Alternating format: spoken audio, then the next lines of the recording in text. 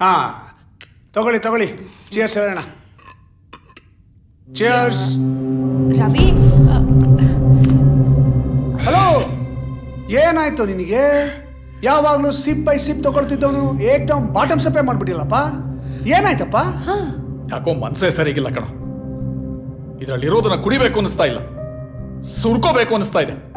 ನಮ್ಮ ಮಗಳೇ ನಮ್ಮ ನೆಮ್ಮದಿನ ಹಾಳು ಮಾಡ್ತಾ ಇದ್ದಾಳೆ. ಯಾರ ಜೊತೆನೂ ಸರಿಯಾಗಿ ಮಾತಾಡಲ್ಲ, ಊಟ ಮಾಡಲ್ಲ, ತಿಂಡಿ ತಿನ್ನಲ್ಲ. ಎಷ್ಟೊತ್ತಿಗೋ ಮಲಗ್ತಾಳೆ, ಎಷ್ಟೊತ್ತಿಗೋ ಹೇಳ್ತಾಳೆ. ಯಾವಾಗ್ಲೂ ಮಂಕಾಗಿರ್ತಾಳೆ.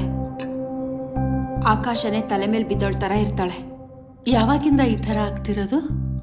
ಅವಳ ಫ್ರೆಂಡ್ ರಿಯಾ ಸೂಸೈಡ್ ಮಾಡ್ಕೊಂಡಾಗಿಂದ. Life is short, make it sweet. ಅದು ಬಿಟ್ಬಿಟ್ಟು ಸಾಲ್ಟು ಪೆಪ್ಪರ್ ಹಾಕೊಂಡ್ಬಿಟ್ರೆ ಜೀವನ ಕಷಾಯ ಆಗ್ಬಿಡುತ್ತೆ ಅಲ್ವೋ? ನಾವು ವೀಕೆಂಡ್ ಅಲ್ಲಿ ಸೇರೋದು ಯಾಕೆ ಹೇಳು? ಇಡೀ ವಾರದಲ್ಲಾಗಿರೋ ಟೆನ್ಷನ್ಸ್ ನ ಬ್ರೇಕ್ ಮಾಡೋದಕ್ಕಲ್ವಾ? This is a silly matter. Exactly. ನೋಡೋ, ನಮ್ಮ ಬದುಕು ಆಟೋಬಯೋಗ್ರಫಿ ಆಗ್ಬಾರ್ದು, ಫೋಟೋ ಆಲ್ಬಮ್ ಆಗ್ಬೇಕು.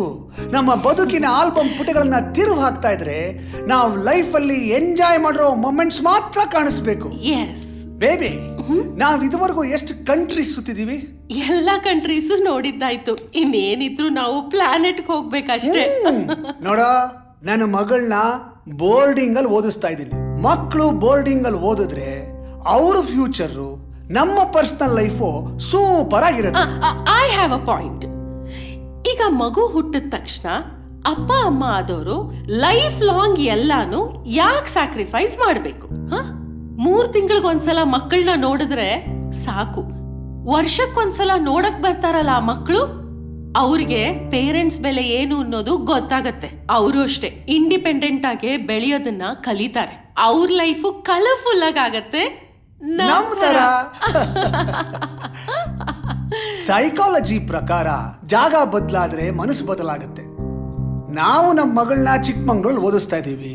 ನಿಮ್ ನಂದಿನಿನೂ ಅವಳ ಜೊತೆಗೆ ಸೇರಿಸ್ಬಿಡು ಅಷ್ಟೇ, ಪ್ರಾಬ್ಲಮ್ ಸಾಲ್ವ್ ಅಲ್ವಾ?